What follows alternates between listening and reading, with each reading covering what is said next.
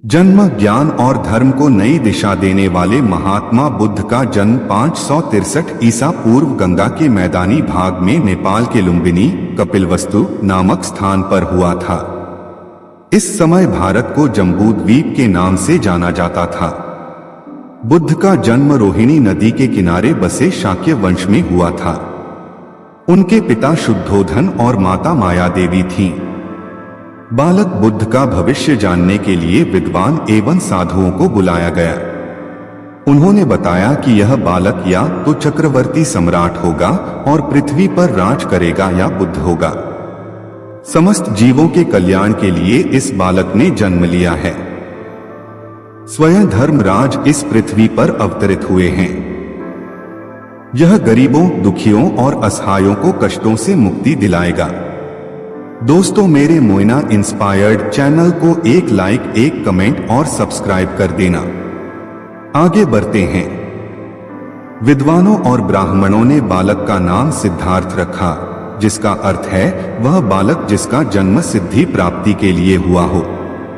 बाल्यावस्था एवं शिक्षा, बौद्धिक और आध्यात्मिक विषयों में सिद्धार्थ की बहुत रुचि थी। इनके गुरु विश्वामित्र ने इन्हें वेद और उपनिषदों की शिक्षा दी। राज्यसभा की बैठकों और सभाओं में उपस्थित होकर इन्होंने शासन कला की शिक्षा ली। सिद्धार्थ सभी बच्चों की तरह चंचल नहीं थे। उनका बाल स्वभाव उदासीन था। वह बचपन से ही वृक्ष के नीचे बैठकर दुनिया के रंगढंग पर चिंतन किया करते थे। राजा शुद्धोधन को हमेशा सिद्धार्थ के गृहस्थ जीवन के त्याग की बात सताती थी। उन्होंने सिद्धार्थ को तमाम दुख दर्द कष्टों से दूर रखा। राजमहल में तमाम सुख सुविधाएं, भोगविलास की वस्तुएं सिद्धार्थ के लिए उपलब्ध कराई गई, ताकि सिद्धार्थ गृहस्थ जीवन का त्याग करके संन्यास न लें। विवाह 547 ईसा पूर्व 16 वर्षीय सिद्धार्थ का विवाह राजकुमारी यशोधरा से हुआ। यह विवाह इसलिए किया गया ताकि सिद्धार्थ पारिवारिक मोह माया में बंध जाएं और वो संन्यास ग्रहण न कर सके। परंतु सिद्धार्थ कभी भोग विलास की चीजों को अपने ऊपर हावी नहीं होने दिए। सिद्धार्थ अपनी पत्नी से ढेर सारी ज्ञान की बातें किया करते थे। उनका कहना था कि पूरे संसार में केवल स्त्री ही पुरुष के आत्मा को बांध सकती है। इसी बीच यशोधरा ने पुत्र राहुल को जन्म दिया।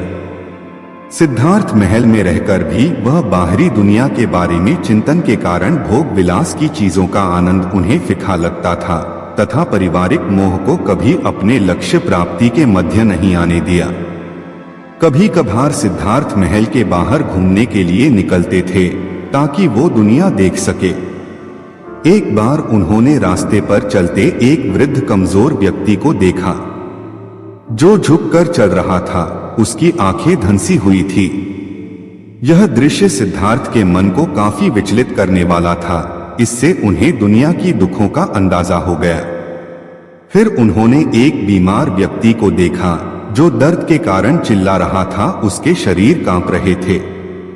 तब उन्होंने रोग क्या होता है इसे जाना। इस दृश्य से वह काफी दुखी हुए। उन्हें सभी भोग विलास की चीजें व्यर्थ लगने लगी।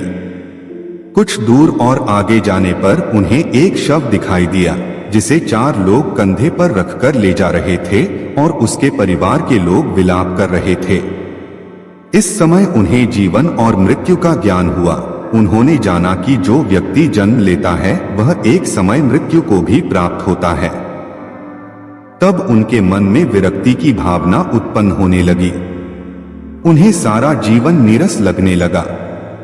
थोड़ी दूरी पर उन्हें एक सन्यासी दिखाई दिया जो सांसारिक मोह माया से दूर प्रसन्नचित वाला था, मानो वह सारे दुखों से पार जा चुका हो। इस दृश्य को देखकर सिद्धार्थ ने संकल्प लिया कि वह इस मोह माया को त्याग कर संन्यास ग्रहण करेंगे।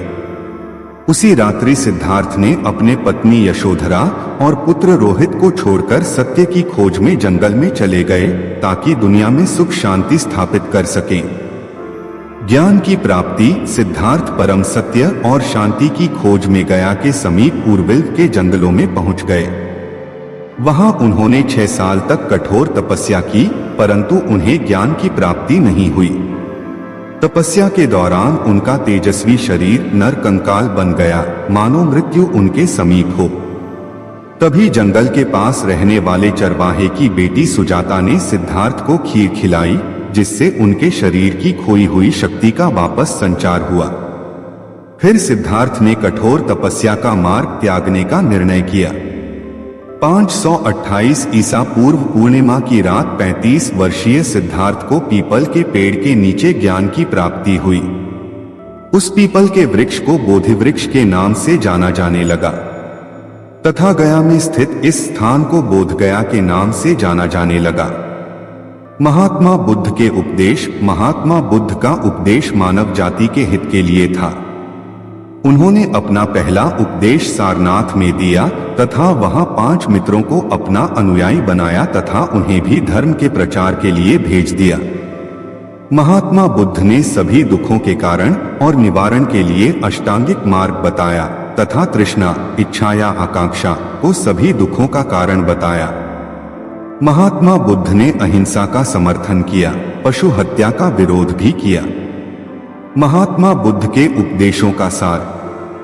महात्मा बुद्ध ने अग्निहोत्र तथा गायत्री मंत्र का प्रचार किया।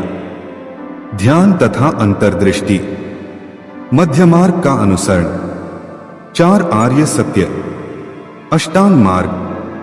मृत्यु। महात्मा बुद्ध ने 483 ईसा पूर्व 80 वर्ष की आयु में अपने नश्वर शरीर को त्याग दिया और परमात्मा में विलीन हो गए। ज्ञान प्राप्ति के बाद का संपूर्ण जीवन इन्होंने मानव कल्याण के लिए लगाया। यह ज्ञान को केवल अपने तक सीमित नहीं रखना चाहते थे, इसी कारण उन्होंने अनेकों उपदेश दिए तथा अपने ज्ञान को अमर कर दिया। गौतम बुद्ध न ही इस जगत के निर्माता थे और ना ही कोई भगवान। महात्मा बुद्ध का कहना था कि इस सृष्टि का कोई भी व्यक्ति इस बुद्धत्व को प्राप्त कर सकता है। नमो बुद्धा।